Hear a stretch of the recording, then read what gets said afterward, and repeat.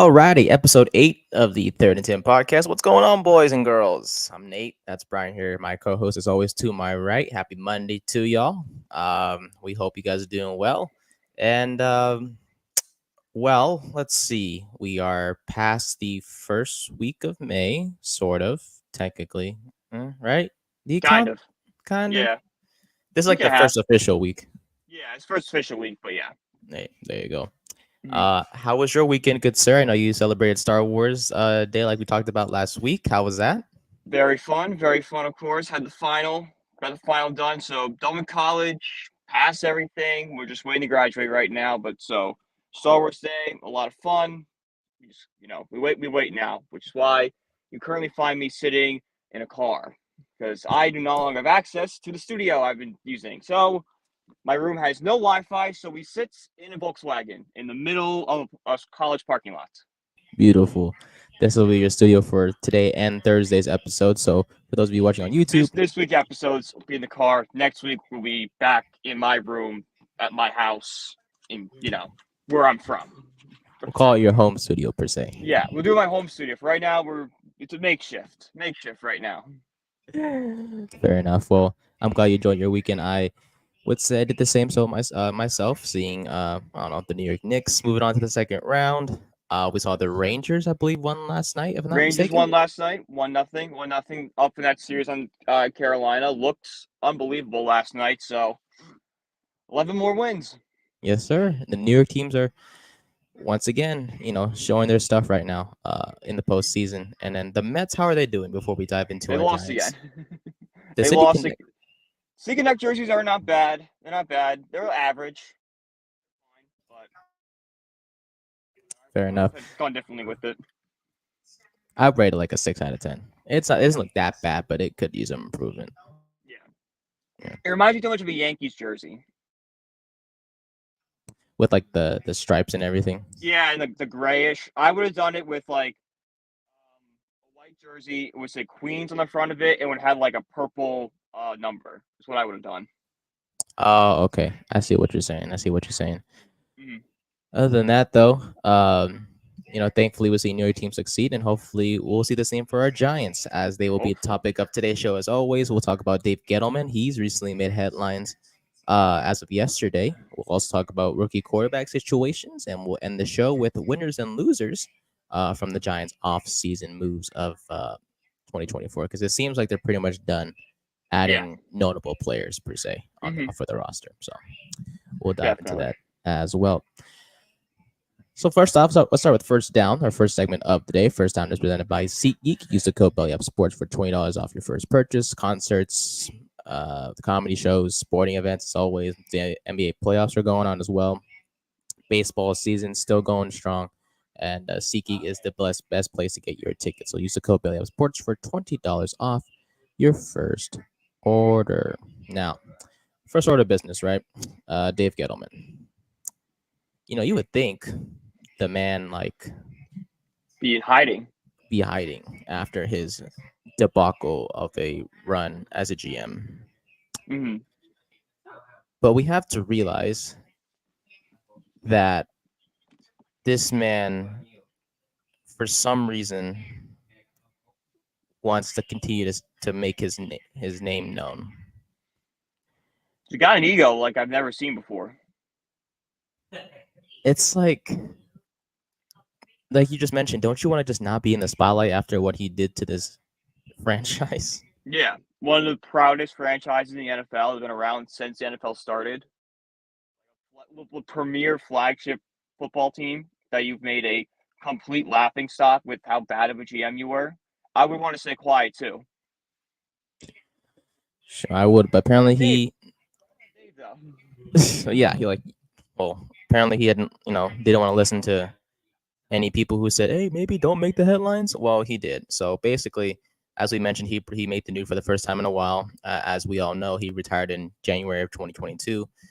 Apparently, he has an issue with the analysts that cover the sport of football. According to an article I read, he said, quote, I finally broke down and subscribed to The Athletic. I am one of those people. I've done this before. It's actually $1 a month, by the way. So this is not an ad to them. it's a pretty good deal. Yeah, I mean, $1 a month to read as like many articles that they release, they're pretty good. Like I like Mm-hmm. them. You know, Yeah. outside of Belly Up Sports, if there was one company I would read articles from, it's the Athletic. But that's not the point. Yeah. The point is, he talked about that, and he said he did it because it was $1 a month, but it's basically like everything else. You got this guy giving away team grades, but you've got to be kidding me. Who are you? What have you done? What have you put your nuts on the line? But sadly, you got owners listening to these clowns and even GMs listening to these clowns as well. End quote. I would, if I start, I'm gonna go crazy. It So takes a clown to know a clown. I agree. But before I go, what do you think of this whole? As small as an event it is kind of a big deal because, well, it's It Dave Gettleman. just it shows to me how tone deaf Dave Gettleman is and is continued to be throughout his NFL tenure and throughout his, post NFL life. Like, this is a guy that sure was given a retirement ceremony, but he didn't deserve one at all. This is a man that, you know, constantly was giving away, trying to build an old school style football team in a forever changing world. It wasn't going to work. Drafting a running back first overall, ignoring pass rusher for years, drafting a quarterback because you like three drives them in the Super Bowl and in the Senior Bowl, and you completely reached on him. Signing washed up guys you had in Carolina and Arizona doesn't work. All right, so his method didn't work. So I don't know what he's talking about. What do they don't know? What do you know, Dave Gettleman? All right, because everyone agrees the Giants are in the state they are because you mismanaged them so horrifically badly. All right, so maybe you should get a job for the Athletic because you probably know the same amount as you do. Are you finished, or is there more? That's pretty much it. Okay, well, I got some stuff for you. Go. Okay, so not to brag, I recently got accepted at a position at Pro Football Focus. Shout out to them. Uh, Shout out to Belly Up and you, of course, Brian, for helping me out throughout the way. I'm excited to Of start with course. them Happy to. in a couple weeks, training with them, and I'll be collecting data for the company. And once the Nice. season starts, that's where all the fun begins, watching games and collecting, looking at the little things in life and all that stuff. But Mm-hmm. I'm not bringing that up just to brag about it. I bring it up because of this. I don't think I know everything. I Right. think Yeah. that's clear. Mm-hmm. So you see, if I did know everything, I wouldn't go 19-46 as a GM. During Gettleman's tenure as the Giants GM, the Giants never had a winning record whatsoever. Oh, and by the way, remember when you said you're gonna fix the O line and, you know, bring back old fashioned football? You made it worse. You really You did. Newsflash, you didn't fix nothing. Oh, and remember when you said we resigned Odell Beckham Jr. We didn't do that just to trade him. After 1 year, no, less than 1 year later, you traded him away. You know who you gave up or what you got back? Players that aren't even on the team anymore. They sucked when they were here, and then they left, and they succeeded. You know why? Because they had to deal with your ass. Excuse my language. Mm-hmm. You got Jabril Peppers. He's like average. It was fine. His production statistically declined when he came to the Giants. Yeah. Kevin Zietler was terrible-ish. He left and he's pretty good now. We got freaking Dexter Lawrence, which is the only good thing we got from this Odell Beckham Jr. trade. Right, but a really good defensive tackle doesn't equal a really good wide receiver. Exactly. And the other pick that we got in that trade turned out to be O'Shane Simmons. You know where he is? In the freaking market. Because nobody wants him. He is a pass rush specialist. The man had 2 sacks in 2022. Didn't do Yeah. shit in 2023. If he was on a fucking team by then. Mm-hmm. Oh, and don't let me give you started. The fucking dead money they had to deal with, $16 million when they traded OBJ. At one point, they had to deal with $33 million in dead cap because Gettleman can't manage a team to save his life. And look, spare me the details, and I understand he had cancer. And honestly, that's I'm glad that he beat it, or whatever the case may be. Good for Oh, him. of course, Of course. everyone. But at His that his point, yeah, that doesn't excuse your sorry managing of a team. Let's look at the drafts, for example. By the way, you Yeah. wanted Saquon Barkley in 2018, and I read this yesterday. Teams wanted to trade up to get a quarterback at 2. Instead, you said, "Oh no, I want to stay so I can get a running back I could have gotten at 6." The freaking Colts had the 3rd pick. They traded with the Jets to go down to 6. You know who they got at number 6, Brian? Quentin Nelson. Yeah. That would have solved the left guard issue right now. Mm-hmm.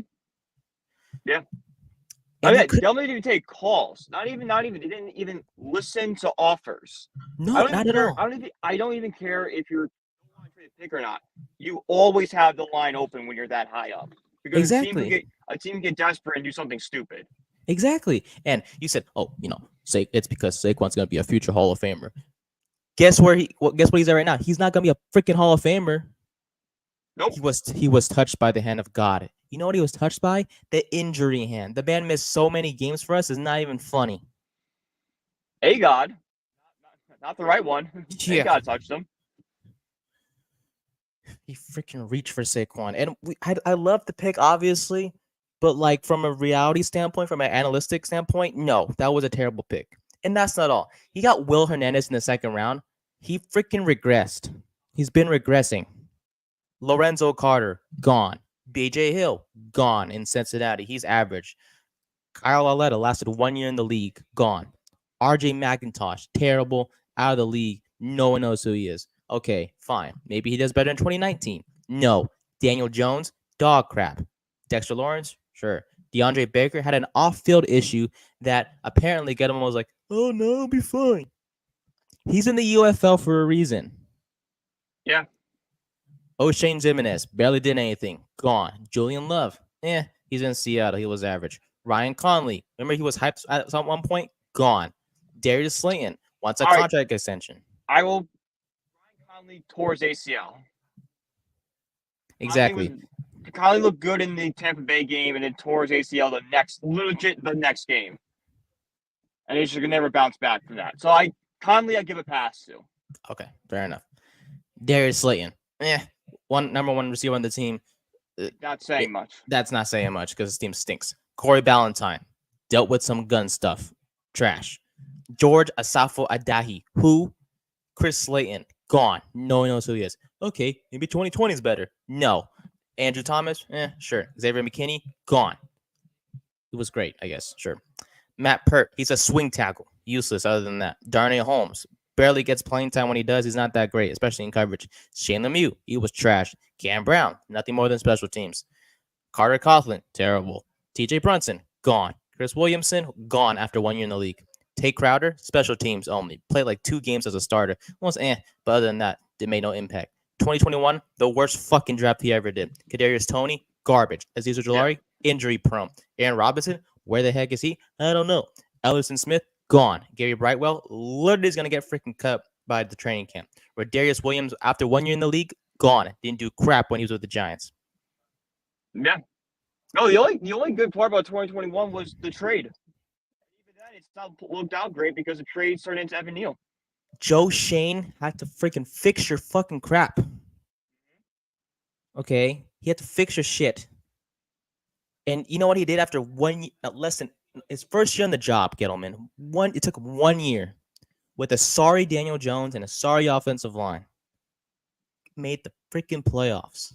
Won a playoff game in 1 year, and you can do that shit for 4 years. So don't come with this bullshit about, what are these analysts are thinking?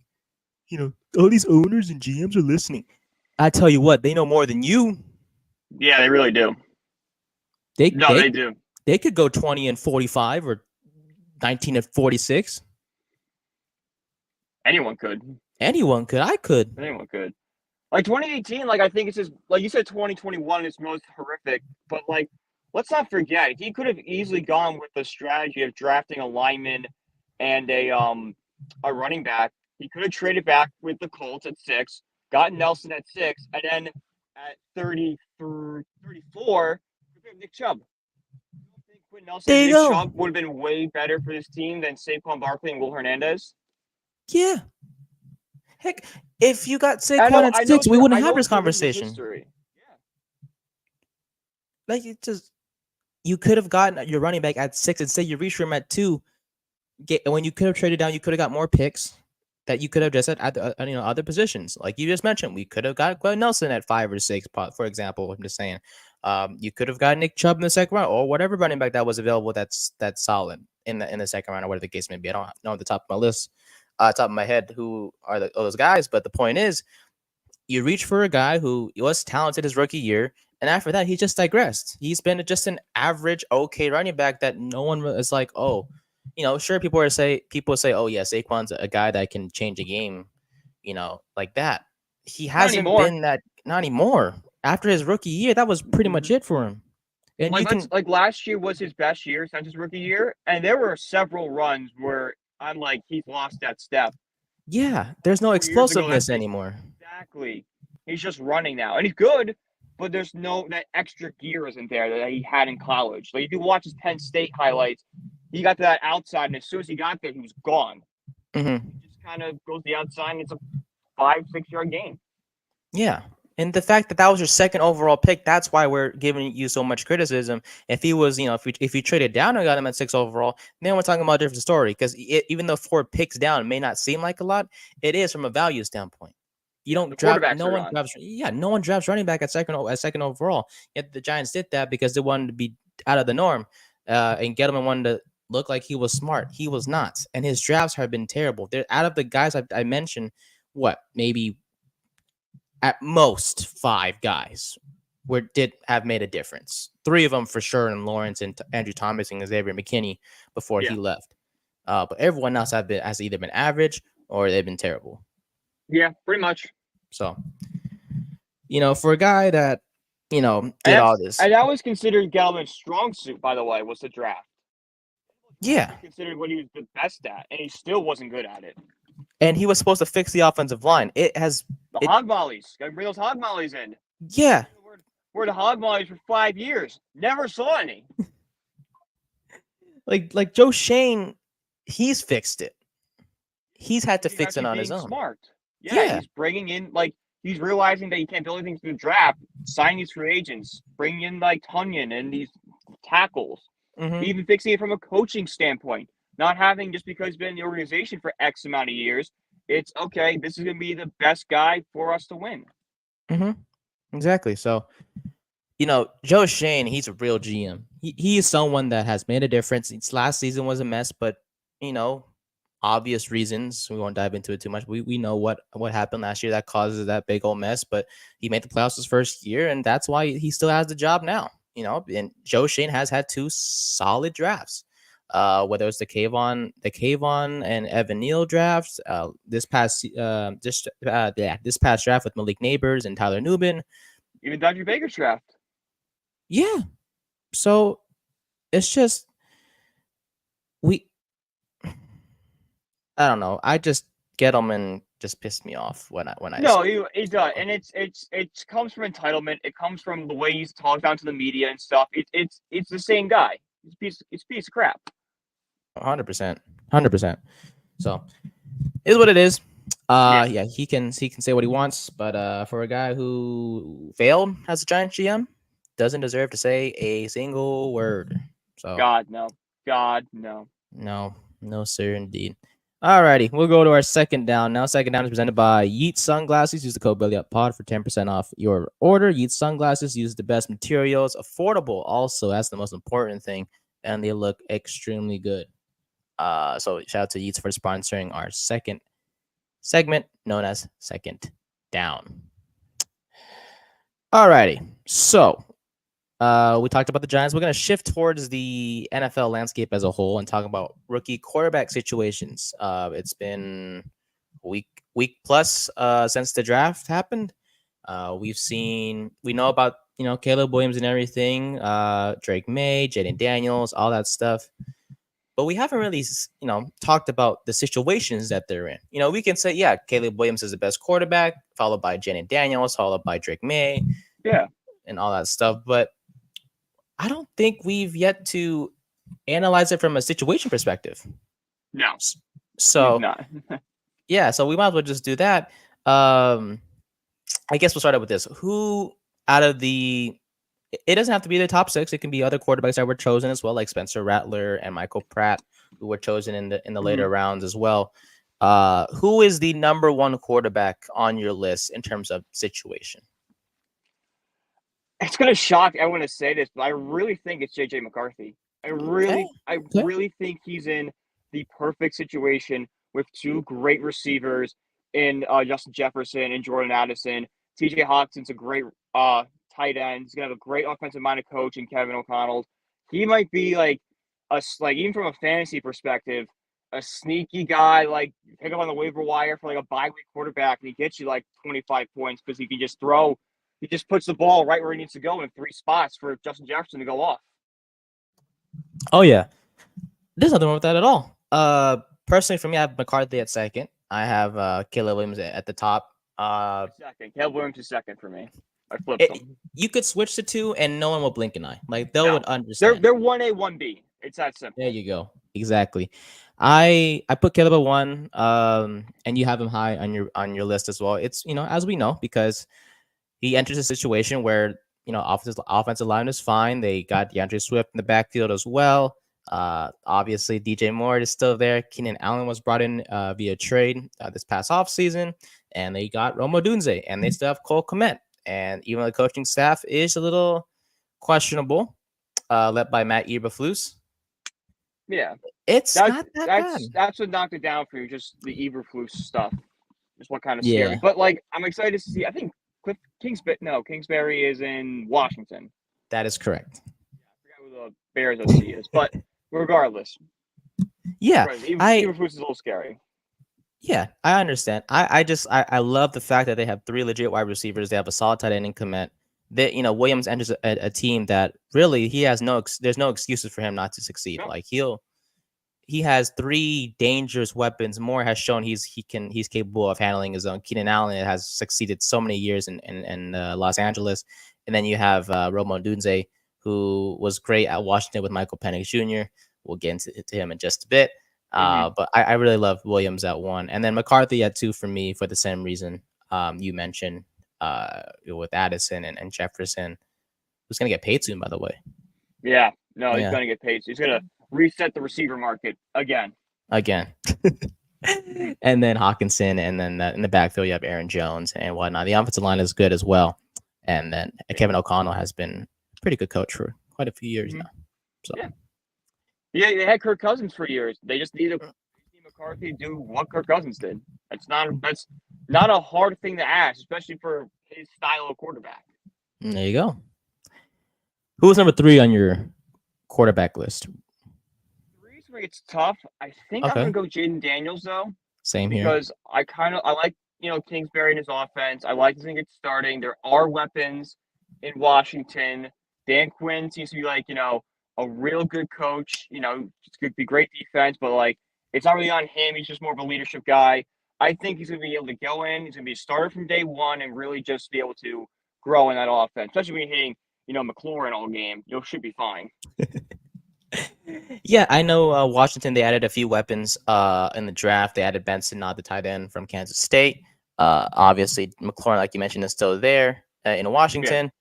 So, and then the backfield, you have Austin Eckler, who's he looked kind of washed, but he's still a good receiving back type guy. He might be a nice check down for screens, which is perfect for a young quarterback. Oh, 100%. When you enter the NFL, having a running back who can do both run and catch the football, it's a good thing to have. That was like a security blanket there. That's the word I was trying to find, per se. So you have Eckler and you have McLaurin. Jahan Dotson's pretty good himself. They drafted Luke McCaffrey, Christian McCaffrey's brother. He's going to be the wide receiver 3 out of the gate. So I know if I liked him at wide receiver 3. I definitely love him as a kickoff returner. Yeah, I guess they have that much confidence in him because according to the depth chart, Wow. I mean the Good guys. for him. 100%. I mean the guys behind him aren't that great. De'Ami Brown, Olamide Zaccheaus, Jamison Crowder. Kind of makes sense why McCaffrey would. I get that. I get that. So, yeah, no, I agree. J. Daniels at number 3 for me. Hopefully, he gets them off to a good start. I mean, as a Giants fan, obviously we don't want the Commanders to succeed, but for Jaden Daniels, he deserves a bright future. And yeah, he's number 3 on our list. Who's number 4 on yours? So number 4, I think I'm gonna go with Michael Penix Jr. as a little bit of a surprise. I know he's behind Kirk Cousins. Okay. I'm mistaking from the aspect of if he's able to somehow get ahead of Kirk Cousins, he could succeed in that offense with the weapons around him. Okay. I will go with where's Bo Nix? Yeah, I'm gonna go with Bo Nix. Number 4.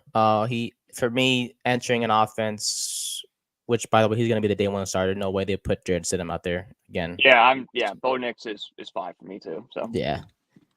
So they're probably gonna go with that. Not only that though, Cortland Sutton's great. I know they lost Jerry Judy trade this offseason, but Sutton's a good wide receiver number 1. He gets a team up with Troy Franklin, his college team at Oregon. I'm not sure if we talked about it last week, but I believe in the power of friendship a lot. All jokes aside, I love the college teammates, reuniting and whatnot. So of course, that was great to see. Other than that, there you go. See, I mean, like it's a very big example. You don't want to put that much pressure on them, but I'm just saying it has worked in the past. There you go. Javonte Williams and then Audric Estime in the backfield. That's a good 1-2 punch back there. Offensive line, yeah, good. Garrett Bowles is good. Quinn Miners at right guard, he's solid as well. So, the Broncos offense doesn't look that bad to the point where it's like, they could do something. If, Bo Nix was statistically the best quarterback in 2023, completions percentage, Pro Football Focus grade, stuff like that. He was up there. He was one of, if not the best quarterback, that in terms of good Pro Football Focus grade. So to me, I'll put Bo Nix at number 4. Who's number 5? Is it Nix as well, or is it someone else? Yeah, I have Bo Nix. Bo Nix there at 5 for the reasons you just said. Okay. At 5, I had Drake May. Because unfortunately, the young man steps into a situation where there are no receivers outside. Yeah, that's why I didn't even have him on the list. That's why. Because really, I didn't have him at 5 or in my top 5 because I knew that I don't. It's kind of hard with Kirk Cousins there, but if Penix were to start, there is enough surrounding there. We could succeed better than if Drake May being the day 1 starter in New England. Oh, okay. Yeah, I think for me it was just the receivers. Kendrick Bourne, Demario Douglas, Jalen Polk was a rookie, and he wasn't really a notable guy. I mean, he's interesting. He was kind of overshadowed by Doomsday. It kind of was like a Chase Jefferson thing. Not that I'm saying he's going to be like Jefferson, but just a little overshadowed, probably a little underrated. But I still need to see him on the field before I'm ready to dub this guy a good receiver. Exactly. And then they had KJ Osborne and they still have Juju Smith-Schuster, but I mean, just the offense as a whole, it just I like KJ Osborne, but no more than a 3. Plus, his blind side is gonna be taken care of by Chukwuma Okorafor, and there's a reason why no one's really heard of him because Trent Brown used to be the left tackle. Now he's left. He left. So. Yeah, good luck, May. I'll tell you that much. And then really. I have Michael Penix at 6 because he's stuck behind Kirk Cousins. Yeah. He'll succeed though when he plays. When he plays. How high would you give a probability of him not taking a snap for Atlanta? I'd say 45. Damn, it's pretty high. Yeah, I mean, I think it's realistic that he doesn't take a snap, that he demands a trade. Yeah. I mean, I think the Falcons want to start him, but I think they're going to be pushed into between a hard place a lot faster than they think because of his age. He's going to want to be on the field. Yeah, they want to start him.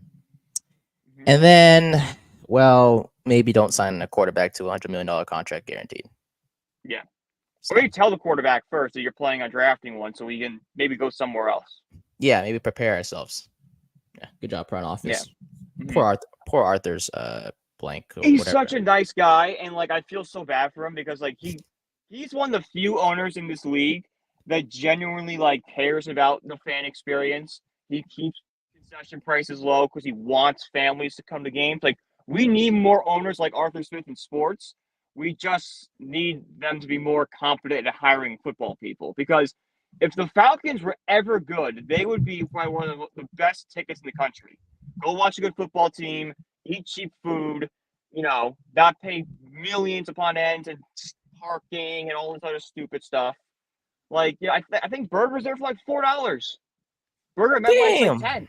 Like, no, it's like I don't know if it's that cheap, but it's like cheap. affordable. It's very affordable. See, that's why Atlanta has it going. Unlike New York, they've been overcharging us for food and stuff. Come on, guys. And you always know that there's gonna be more overcharge in New York, but like MetLife's just ridiculous. Yeah, I mean, we keep it reasonable. Yeah. Keep it reasonable. Like, yeah, I'm fine paying a little extra because I'm sitting, in MetLife Stadium right now. I'm fine paying, instead of this beer's probably cost $8, I'm fine paying 10 for it because I'm paying for the I'm paying for the atmosphere of it too. Having a beer in the stadium is what I'm paying for, not just a beer on my couch. There you go. Do we see Spencer Rattler on this list by any chance? On terms of rankings, or do you feel like it's undecided right now? Undecided right now. I feel like Pratt and Spencer Rattler are both undecided. You probably put May at 6 for me, and Rattler 7 because I don't think he's going to see the field anytime soon. Who's your starter? Oh, Derek Carr. Yeah. But Taysom Hill can kiss his job goodbye. He can just finally. He just go to tight end completely. They need to study Taysom Hill. The way he's been able to like snake oil salesman his way to an NFL career is insane. Because he's not exactly good at anything. He's just suck at everything. He's old too, 33 years old. I know, but he's made like a very good living for himself. Oh yeah, no, 100%. This man's he'll be 34 when the season starts. So yeah, there's a time that people thought that Taysom Hill was the future. There would be more Taysom Hills popping up. And don't forget, when the Eagles drafted Jalen Hurts, that was the original plan. There was never the plan for Jalen Hurts to be the starter. It was going to be he was going to take on a Taysom Hill type role with Carson Wentz, and then Wentz ultimately ended up being horrible. They just threw Hurts back there because why not? And then Hurts proved himself. But original draft says that Jalen Hurts could be a Taysom Hill 2.0. Sometimes he just, things work out differently sometimes. Things work out differently, yeah. Yeah. You just never know. Mm-hmm. But we'll see with these rookie quarterbacks, man. Hopefully they get out to a good start in their careers. Caleb, Drake, Jaden Daniels, Bo Nix, Michael Penix. Did I forget someone else? No, that was it. Caleb, Drake, Jaden, Penix, Nix. Yeah, sure. We go to third down now, our third segment of the day, presented by our good old friends at Righteous Felon Jerky. Use the code BELLYUP for 15% off your order. Great snack to have in your pantry. Delicious jerky made from the best ingredients out there. Shout out to them for sponsoring our third segment known as Third Down. All right, final segment. Winners and losers from the Giants off-season decisions. The Giants are pretty much done. It seems like with their roster, now it's just a matter of just training and practices, and there's not a lot of notable free agents out there. I know obviously there's positions the Giants need to address before the season begins, more notably on the defensive side of the ball, because the cornerback position is a bit shaky, despite the fact that the Giants drafted Andre Phillips. But we won't dive into that too much. Brian, do you have anyone possibly on your winners list to start in terms of anyone on the Giants that benefited from the offseason? I think the biggest winner is Kayvon Thibodeau, finally pairing him up with a real pass rusher that NFL defenses have to, kind of counter, because all the pressure is going to go on to Burns, no longer making Thibodeau the man they, watch and film for, leaving him open, leaving him for more sacks. So I like that, Brian Burns is going to be a very good player, but he's also the distraction to allow Kayvon Thibodeau to grow his game. I like it. Yeah, I mean, like you mentioned, Burns on one side will allow, Thibodeau to get more opportunities to get into the quarterback, and also will benefit Dexter Lawrence to an extent Yeah. up the middle. So this defense, The it entire looks defensive line, yeah. looks scary. Who else do you got for me? Let's see. Another winner would be I'm gonna go Jalen Hyatt and Wan'Dale Robinson. Okay. I think, similar to Kayvon Thibodeau, having a guy like Malik Neighbors is going to take the pressure off of Hyatt to perform well. So he's going to be able to do more what he wants to do, which is, run the ball deep. I think Robinson now can slide over finally into that slot position and be where he naturally should be. That's where he's supposed to be. That's where it fits him the best. He can finally be the player he wants to be. Fair enough. I think you took the two of my winners actually. But I mean, hey, that's why we're in a podcast together. We got similar minds, my guy. Exactly. Of course. Another guy I have for the winners list, Daniel Jones. It seems pretty obvious. They didn't, get his replacement in the draft. He finally has a wide receiver number one. This is officially the best receiver core he's ever had. A better offensive line. Also, like the receivers, this is the best it's ever been. And then, Drew Lock and Tommy DeVito, as much as we've talked about it last week with Drew Lock being the QB1, they aren't as much of a threat as many, people think they are in terms of the starting job. So he's one of the winners for me.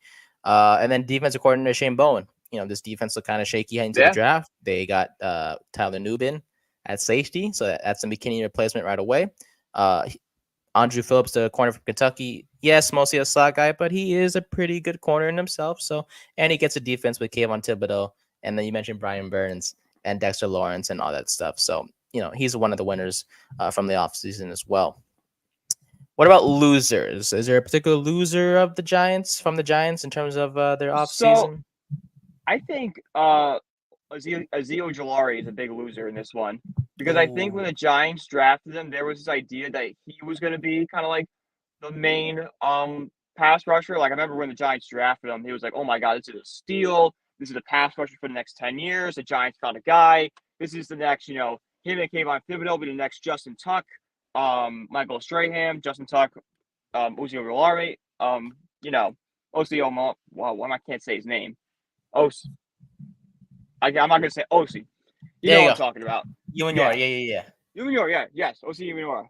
That's what Osi Nguyen was originally brought in here. And for injury, just never allowed him to be that guy. So the Giants have finally got his replacement. And now he's basically sitting on himself as a depth player, potentially a trade candidate to cut guy at camp this year if he struggles again. Oh, pretty much, yeah. Yes, it is kind of unfortunate. But at the same time, keeping him on the roster for this season in particular, it will help the defense. It's just a matter of him how much playing time he'll get. And then you mentioned the injury history. That doesn't really help out his cause whatsoever. I have a similar player on the offensive side of the ball, Darren Waller. Oh, yeah. He was one of mine, too. Yeah. Giants approached the offseason once the news broke out about him. They approached it as if he wasn't going to come back. They got Jack Stoll from the Eagles, Chris Manhertz, who was formerly a Denver Bronco.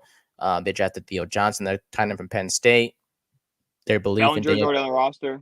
Exactly. So at that point, it's like, if you really don't, and if you do come back, if you somehow stink up the joint, Bellinger and Johnson are right there to take your job. Yeah, exactly. But more importantly, you have so many people over your shoulder looking at you. It's like, I can't mess up. And more importantly, it's like the fact that you haven't really shown much communication with the Giants. No. Kelsey Plum actually came out, had an interview with someone from, I think, ESPN or whatever the case may be, for the upcoming WNBA season, and talked about how she's coming back stronger than ever. Mm-hmm. Yeah. If she's saying stuff, if she's saying I'm ready for the season and all that stuff, and he's not saying nothing, yeah, it may not mean something. It may not mean like a lot, but for Kelsey to come out and say she's ready to go, maybe he did something wrong. Yeah. It's good. The way she's kind of like motivating herself and hyping herself up in the media makes you makes you assume some things about what might have happened. She's handling it better compared to what he is. So Yes. Mm-hmm. he's one of the losers. And it also could just be the way Waller handles it. Everyone handles stuff differently. Waller might be a guy that like just kind of wants to go off. That's okay. So I'm just saying, like, from publicly, you don't look in the best light here, buddy. 100%. So we'll see. He's definitely one of the losers, regardless of the offseason moves that Giants made. Another guy is Darius Slayton. You draft. Yeah. He's not much of a loser, but you draft Malik Neighbors. He's got the wide receiver number 1, and you're over here talking about contract extension. If let's face it, buddy, you may be the wide receiver 4 with how Wandale and Hyatt are supposed to play or develop. So yeah. I think, especially with the Neighbors draft, there's not much of a need for it. It'll be nice to have him as a wide receiver 2, but it's not really necessary. No. He might be a good trade candidate, like especially if some guy gets hurt in camp. Like I could see the Giants immediately sending him to somebody as a depth move. 100%. Evan Neal, one of the losers as well. I feel like the Giants, they got Germinaro, the right tackle from the Raiders. They also got Aaron Stinney, the left guard of the Super Bowl champion Tampa Bay Buccaneers. So the pressure's there. If he doesn't perform at right tackle, he could shift to guard like we've been talking about. But at the same time, Aaron Stinney isn't a bum. Like Stinney is pretty solid. So he's gonna have to step up as well. To make a break year for Neal, because I think the Giants are tired of waiting. Yeah, no, we want to go. You were the 7th overall pick. Let's get it going. Yeah, really. Let's go. 2 more losers for me. Eric Gray. I feel like he's one of the losers. He was a rookie last year. You would think he would get more playing time this year. That kind of changed with Tyron Tracy being drafted. Devin Singletary, obviously going to be the main guy out of that committee.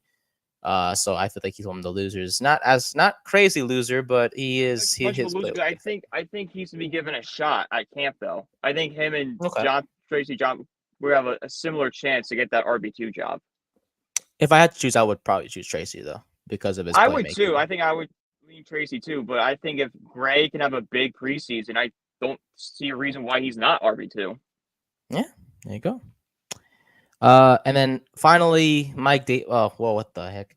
Brian Dable and Mike Kafka. They're losers, and I mean this because they didn't get their guy. If you know what I mean, they didn't get their. I got it. So, yes, I understand. Yep. I would think they would get their guy at the most important position in football. I think they wanted to. I just don't think their guy was available. I think their guy was Drake May. The Patriots just wouldn't budge at 3. The Giants offered 3 first-round picks for it. All right, that's very clearly they were desperate for that quarterback. Yeah, true. At the end of the day, though, I think that's kind of the main reason why they're losers, because they just didn't. Even though they tried to get him, they couldn't, and that's why. I get that. I'm giving them a pass because I think they did. I just don't think they could. And it sucks though, because they were looking forward to it, and it's like now if it's another down year, their jobs are definitely on the line. Yeah, but like it's just pressure for no reason. It's just like, come on, guys! Like you wish you could have just got us last year. It's okay, but other than that, any other losers for you? Not really. I don't think so. I mean, maybe Daniel Jones to an extent because he finally has like a real competition behind him in Drew Lock and Tommy DeVito. And if he struggles, like the fans, I think he's lost almost every like ally he has in the fan base. And I think like if week 1 he's struggling, I think the calls for Lock and Tommy Cutlett's going to be loud and fast. I think a bad first drive could get some fans looking for the backups. There you go. Shall we go for it on 4th down, my good sir? Yes, let's do it. Let's do it. All right, we're going for our 4th down. Let's go. Let's bring it back, baby. Weddle. Woohoo! All right. As you guys know, Weddle's when we get the player of the day. No further questions needed. Brian, give me a player. Let's knock this out before we get off for the day. Let's go with Courtland Sutton. Okay. All right. Courtland Sutton is not it, but the player of the day is either 27 or 26 years old. He is under 6'4". He's either a running back, tight end, or quarterback, and plays in the AFC. Under 6'4". So he's either 6'1", 6 foot. maybe running back 27 or 26. Who is number 27? Ramondre Stevenson. Ramondre Stevenson. Let's see how he may be in that age range. Ooh, he's a running back for sure. He's 27 years old. He's either 6'1" or 6'2". Plays in the AFC. Under his jersey number is under 38. Okay, under 38 jersey number. AFC North or AFC South. Over 6 foot. Running back. I'm trying to think of a starting running back right now. Could be Chubb. Just to get the division. Yeah. Try Chubb. Ooh, okay. So for sure, AFC South. He's 6'1" for sure. 27 years old. Yeah, 27. ETM's too young. How old is Taylor? Jonathan Taylor? Yeah. How old is Taylor? Good question. Maybe it's worth. I mean, we'll get the division for sure, obviously, but maybe it's him. He is not him, but he wears the number 28. 28. Indy. Running. Taylor. It's on Indy, so 28 on the Jags. No, Texans. They wouldn't do Joe Mixon, right? He's not 28 on Texans now, is he? Mixon on the Texans? Yeah. I forgot about that. Let me see. Hey, nice. Attaboy. Hell yeah. Woo! Joe Mixon, the player of the day. The Houston Texans running back. I didn't think of it. I forgot he went there from Cincinnati this offseason. So Joe Mixon is the player of the day. And with that being said, that'll do it for episode 8 of the 3rd and 10 podcast. We appreciate you guys always for listening and watching to us. Our channel has grown a lot of these past few weeks, views and comments. We love you guys that are coming to the videos and dropping them. And, we appreciate, the support and everything like that.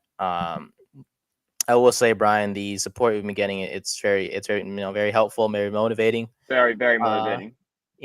Pushes us to do our best with every episode. And, we will continue. I know in the past we've talked about consistency on my part, and just to see our audience continue to support us has pushed me every day to continue to pump out clips and content and stuff like that. So, obviously a big thank you to you. As always, very grateful to have you as my co-host, my guy. Thank you. Yeah, yes, you sir. too.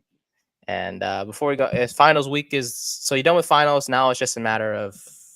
I'm just basically just relaxing. It's called senior week. It's your one last hurrah with your friends before you all graduate. Okay. So that's what we're doing. Just kind of chilling. We got casino night tomorrow. We're gonna go to some movies on Wednesday. We got a boat ride on Thursday. So should have some fun. Boat ride per se, huh? Mm-hmm. Hey, don't be OJ now. OBJ now. Oh, no. No pictures. No pictures on the boat. No pictures. Regardless, buddy, you be safe, please. Hopefully see you Thursday. And we will see you. We'll hopefully see you guys on Thursday for episode 9 of the 3rd and 10 podcast. Check out our previous episodes, including one with a special guest of mine from the Hyperspeed Technologies company. You'll find it. It's episode 7 of the podcast, so check them out. Check that out there. But other than that, we'll see you guys on Thursday. Thank you so much, as always, for your support. Thank you to SeatGeek. Thank you to Righteous Felon Jerky. Thank you to Deep Sunglasses. Thank you to BELLYUP Sports for allowing us this platform. We'll see you guys next time. Thank you very much. Have a